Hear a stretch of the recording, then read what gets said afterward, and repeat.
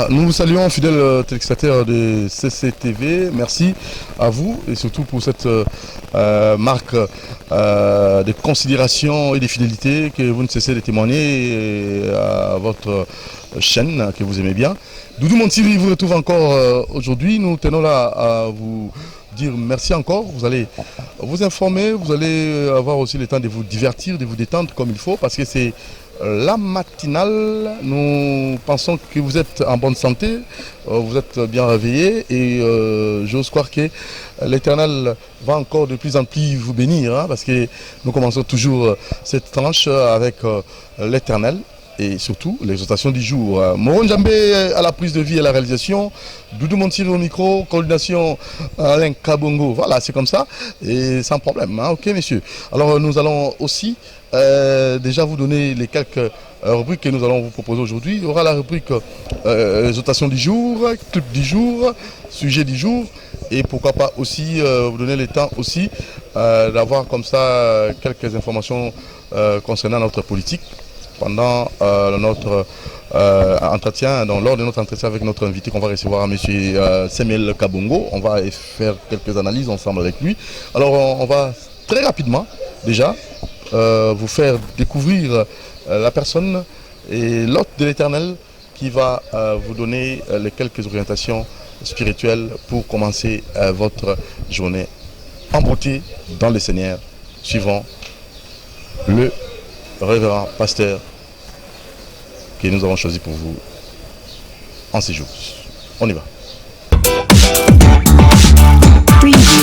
Voilà, bonjour chers amis téléspectateurs. Merci Doudou Montiri, merci na CCTV Mobimba pour l'opportunité de vous pécibiso tout va au Kabola verset du jour. Il y a mon Lelo, Tozana Joël chapitre 2 verset 25 à 26. Bible Biboye. Je vous remplacerai les années qu'ont dévoré la sauterelle, les Gélec, les Asiles, les Gazam, ma grande armée que j'ai envoyée contre vous.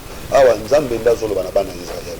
Alobi na kozongi selabino bambula oyo ba sauterelle, ba Asile, ba Gazam, ba Gélec, ba bebisaki Nzambe bengi bango armée nanga. Zoka soko étudier na kati ya Bible parce que biso toloba toujours que batanga la Bible le quoi journal té. So tangi Bible faut luka interprétation ya ba écriture wana. Qu'est-ce qui s'était passé? Le peuple d'Israël a qui captivité dans Babylone, ça a 70 ans. Alors, il y a 4 nations qui ont dominé sur Israël. Ils allaient Babylone, Médo-Perse, Grèce, na Rome. Dans la période où Israël a qui alors, tant où Israël a Daniel, Zamba Talissier, Israël programme, il a sorti dans Bango. Mais les années où Israël a passé l'esclavagisme, c'était 70 ans. Jérémie a prophétisé sur Yango. C'était 70 ans. Donc, tant que je vous remplacerai les années qu'on dévorait. Les Gélec, les sauterelles, les Asiles, les Gazans. Les années de 70 ans où Israël a bongissé. Bon, question dans les années. Pourquoi seulement Israël fait bongissé 70 ans? Pourquoi seulement Nzambe fait donc c'est la bango 70 ans? Ça c'est très important. Vous avez dit que Adam a fait 930 ans, Adam a fait 1000 ans. Pour Adam a fait 1000 ans, Azangara combien? Azangara 70 ans. 70 dans la Bible, ils allaient nombre, il y a repos, ils allaient nombre, il y a jubilé. C'est que nous avons que Moutabou, c'est qui bopemi, Moutabou, c'est qui repos, Moutabou, c'est qui essengo. Israël a perdu le repos, Israël a perdu la joie, Israël a perdu sa terre. Nous allons promettre que à cause de c'est la bango, yango. Les tous Israël a représenté toute l'humanité. On va promettre que c'est la vie la paix et le repos au Bungisa. Mais attention, 70, ils ont rappelé nombre, il y a année à roi, selon Esaïe. 70, il y a nombre, il y a année à roi. C'est que toujours le fait que Israël a Bungisa qui paie la royauté. Les Nzambazolo va qui avoir raison que c'est la vie sur nous. Dès que nous avons moutonné dans ce sol, on a vu dans moment au Bungisa Kimia, au Bungisa Essengo, au Bungisa autorité, Nzamba promettre que à cause de la yango. Notre Dieu ne remplace pas seulement des choses matérielles, il remplace aussi des choses immatérielles. Le roi la kimia, esengo, les habiletés immatériels, Dieu est capable de te les donner. Alors donc ça même année, le temps, le Seigneur peut encore te donner le temps. Le Seigneur peut encore ramener ta vie dans une époque de gloire. Aux Olandabiso, nous avons exhorté au côté désespérité parce que c'est possible que Zambé a remplacé le Bungisaki. J'aimerais profiter de cette occasion de ce micro pour t'inviter au grand séminaire au tozanango awa ton amengo grand séminaire au comprendre eza malakisi ya monene mateya ya monene eza awa epa na biso na Assemblée des Saints de Kinshasa Kauka. Nous enseignons la parole de Dieu dans sa profondeur parce que nous croyons que c'est dans la parole qu'il y a tout. Donc nous avons invité tous dans un séminaire monene, vous allez comme thème je vous remplacerai les années. Donc vous expliquez en haut, à long et à large. Nous serons ensemble avec un homme de Dieu que vous connaissez bien, le prophète Jean-Willy Mbanzasu. Jean-Willy Mbanzasu, c'est un homme qui parle très bien, qui explique très bien les choses, qui décortique les Écritures. C'est un homme qui a la capacité de déchirer les lions pour que les miels sortent. Donc, ce qu'on y est, vous allez décider. Adresse, nous allons avenue Prévoyance numéro 45, quartier Kauka, commune à Kalam. Donc, nous avons bien Sabino, Banandam, Mignon, nous avons un biseau, nous sommes malades, nous avons un problème, nous avons des difficultés. Voilà, nous vous remercions. Merci à l'hôte de l'Éternel. Merci pour ces enseignements. Nous allons croire que ça va vraiment édifier. Ça vous a édifié aussi. Et mettre en pratique, c'est ça qui est plus important. Mais ce n'est pas facile. Hein? Mais avec l'aide du Saint-Esprit, vous serez capable. Parce que l'homme, la chair est faible. Mais avec l'Esprit, nous allons avoir ce courage-là d'appliquer et de mettre en application toutes ces recommandations spirituelles et orientations spirituelles. Alors nous allons, avant de passer à notre rubrique clip du jour, on a croisé certaines personnes ici, dans ces beaux cadres, village Chetemba, et c'est un village vraiment prestigieux, un village très déstressant aussi, déstressant. Donc vous allez avoir votre temps de passer des bons week-ends et surtout et avec cette verdure aussi. Hein, voilà, donc passez ici régulièrement, village Chetemba, vous ne serez pas déçus. Donc nous pensons que ça fera du bien et surtout à ce monsieur qui a pensé à nous donner ces cadres, monsieur Chetemba Kayembe. Merci beaucoup. Alors nous pensons aussi à monsieur Bienvenu Ansi Mbana, Nancel, Bienvenu Ansi Mbana. Nous tenons là à vous saluer, monsieur Bienvenu Ansi Mbana. Lui aussi qui a comme ça aménagé un espace pour la prière. Hein. Le village Chetemba, c'est pour la prière aussi, par moment, des concerts. Mais sur l'avenue Suisse numéro 42 bis, c'est à Lupen, monsieur Bienvenu Ansimbana. Lui vous a réservé un village, un cadre vraiment de prière, donc maison de la prière, cité des exaucements, sur l'avenue Suisse numéro 42 bis. Allez prier, allez vous concentrer là-bas. Et Dieu va vous écouter. Ce n'est pas important d'aller dans des endroits où il y a des risques. Hein? Donc peut-être des piqûres, il y aura comme ça des moustiques par-ci par-là, même des serpents aussi. Mais maison de la prière, cité de ressourcement, ça c'est un cadre bien aménagé pour la prière. Merci beaucoup monsieur Bienvenu Antimbana. C'est très gentil de votre part. Alors, nous n'oublions pas aussi Boss. Hein? Boss chez les Boss. À Lemba, chez les boss, à Kimwenza, là aussi il y a un cadre pour la prière, et chez les boss à Bandalungwa. Merci beaucoup, boss Lutumba, merci pour ces cadres. Alors on va, avant de vous proposer un clip, hein, pour vous qui nous suivez en ce net moment, on a croisé un monsieur, lui qui fréquente régulièrement ces beaux cadres en Chantemba, village en Chantemba. Alors lui c'est Idriss, disons Petit. Ah, vous allez bien, disons Petit. Ouais, au rythme du jour, ça semble aller. Ça semble aller. Ah, voilà. Comment avez-vous trouvé ces cadres Ntemba, village Ntemba. Ouais. C'est un cadre, très beau cadre, merveilleux en tout cas. Ce pays, pour la jeune, pour la musicien.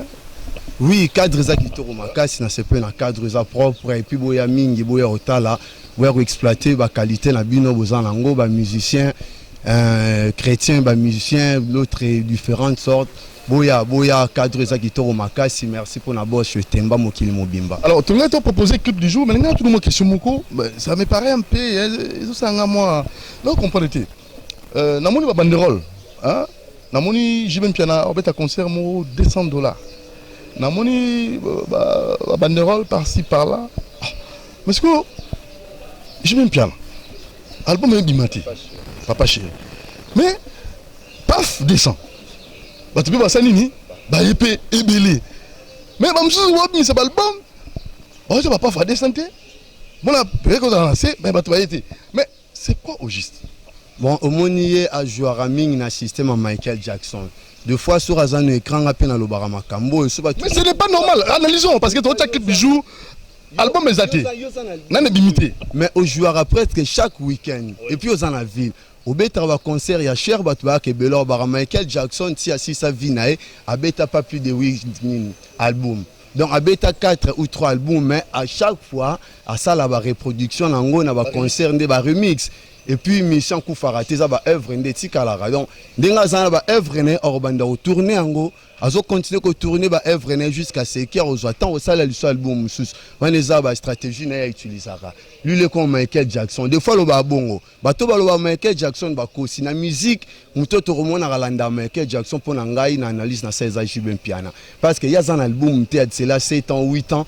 Mais aza toujours na continuité à concert naie et puis na cher na luxe na ba cadre guitare on est du village chez Temba abetara toujours ba concert na ba place en tout cas pour na place azaye papa chéri merci makasi. Alors journée d'année nini to croiser au bandit journée qui toko. Oui, journée za opéré bien. Kasi oui, journée za kitoko makasi malgré mais nzambo to sambela ratang atani saratongo mutu nyonso a raisonnable aura responsable la vie nae à se retrouver à moi mouké. Mikolo artiste ni azo frapper makasi. Bon artiste azo frapper makasi pour nangai do undenge nzembo bi mikolo ba clip bi mikolo Fali le top ndenge nana kamuna nyonso Fali o ngana remarqué tant qu'analyste Fali mutaza au top parce que ko ki na et bon Inos bi. Ouais, à part Inos peut-être na générique moko na rythme na salaka. La bloque bi mikolo. La bloque bi mikolo na rythme na betaka. Na moi le romoro no comme Fali sur 20 na cadre moko kata 4 chansons. O ki seben o ki 4 rumba o déplacer quel souplesse moko 3 chansons. O ki seben o ki rumba meka kututé innocent moko. Meka kututé. Ko meka kututé Fali. Voilà innocent mutaloba ko meka kututé. Te wana to ko kotsela ba nyinyo wana te. Meka kututé. Ali ko meka te peut-être na niveau na ndenga linyo moni mutu pour se comparer faut lukara mutu aza supérieur na yo. Tolanda Inos bi. Ko meka kututé. Là c'était Idriss et nous saluons Yemoro Nakatia Allemagne José Botouli, donc bien des bonnes choses à vous, Zoé Botouli, José. Alors, question mon j'ai même piano, album limité, mais banderole, concert, paf, $200.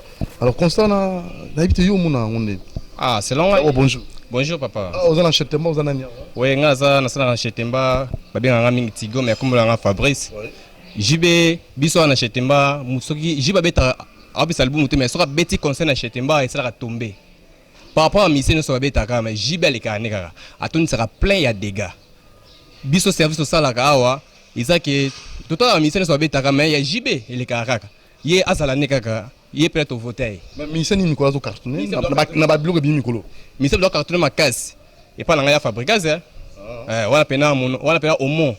On appelle mon nom pour au mot pour monter mais était artiste na mon rap selon ngai na mon na yinda lo vibrer yinde pena lo vibrer à part yé ils a sous Fali popa à part Fali ils a Inos bi Gez Mawete Tokos mais amaka mwendeni na village Chetemba marmele ka dans les bons boya et belé awa présent moins cher tout ça vraiment VIP mamutu ça normal na village Chetemba boya vraiment nombreux ouais adresse dans on juste na Rofre Forestcom na ville na Rofre Forestcom et ça tout près à y a une quoi il y a un poste et antenne à CCTV et ça en place au bon à gauche c'est comme la poste et tout ni à CCTV on peut faire comme l'action vraiment rapide. Alors moi salutation à Moutomo. Oui, salutation na pesi na famille na Sandolo Blanchard, Didier, Yannick, Bijou, bango tout na pesi wa mbote, na pesi sur Salem mbote, ba Orani bango tout ba mbote. Voilà. Alors question un peu na ngopana yo, to zaka na ninga boye. Comment ndeko na question na ninga iba. Yo pe na ninga boye artiste nini yo mikolo yo. Azo cartonné tala côté kuna na ba clip bi mikolo et à part ça j'ai même piano concert en sali acha ba pas fait ba 200 mais album est dimaté et ça rappelle nini bonjour moi c'est Junior Sango Mobutu artiste pour nga pour le moment à part Fali nano nzambe na bango nyonso à part Fali petit na biso Inos Biazoya bo batika liwana ba ponana pona question JB c'est JB, il est un peu étrange. il n'a pas des albums au marché, mais ce qu'il fait dans ses concerts, je te dis, vrai, on va ça là-bas, plein mot, on va imaginer. Et puis là, on a ces JB Zanini. Il y a concert sur annoncé, ils ont nos promotions. La promotion avant, ça la promotion est avant, et puis dans la plateforme news, soit ça la promotion. Les artistes, ils à la Mouki Lilo, Lobby, Aérobeta, attends Michael Jackson, nous ça la promotion. Donc, un artiste, il faut pas jouer à Racine, battre la promotion là-bas. Ils étaient Lilo parce que. On a tourné ça chez Temba, on a tourné ça village chez Temba. On a mis ça quoi, sonité. Chez Temba, ils ont JB, après JB, tu as vu Kofi. Après Kofi, Ferré, après Ferré, Fali, après Fali, héritier. Mais comment c'est JB dans l'album? Mais JB a une stratégie. Une stratégie. Pour avoir la promotion, on peut ça en valeur. Il y a un concert de $50, $20. Et puis, tu as tout le monde paf moi $200. Ah, c'est le roi bas de match. Je suis la minute, on a tiré bon. Qui t'a au moins salutation à Moutoumoro? Bon, salutation, presque pas moi, mon conzi. One love, ma chérie. Bisous. Donc, papa, mon tournoi avant la côte, on a rubrique Moussoussou, tous dans la clip du jour. Les gars, paf, $200, concert à JB Piana. Album Mesati. Mais quelle stratégie? Bonjour d'abord. Bonjour papa, Adam, bonjour. Bon, on a comme on a Dadi, Dadi Mputu, Batutu Baebinga, na Kishasa. On a Zolanda Tepona, Mutube, Jiba Legibango. Jiba Legibango. Jiba Beta, Kakulika Bango, danger na Chetemba. Jiba Sala, plein moro, boteki champagne, boteki whisky, bolembi, botravail, bolembi.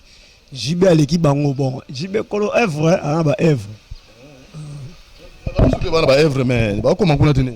Evre, monsieur Beta, 6 mois. Evre, monsieur Mutassane, l'album, a signé un peu, 2 mois, 3 mois, na TV, bon, on a reçu. Mais Jiba Beta, Omba, Beta, ça te touché, mon a-t-il les lots, Balandara JBA, tout le monde.